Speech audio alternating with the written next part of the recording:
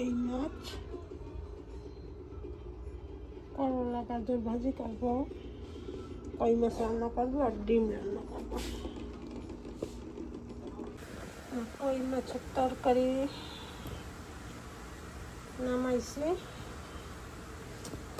এখন ডিম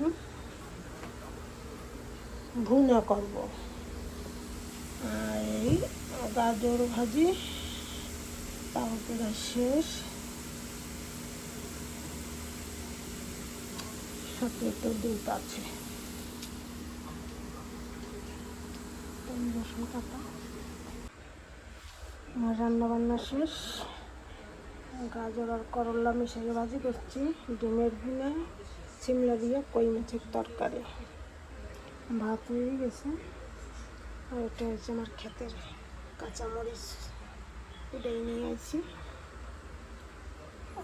অল্প কিছু আনছি, একটা ভাজিটা যেতে খাওয়া যায় তার জন্য।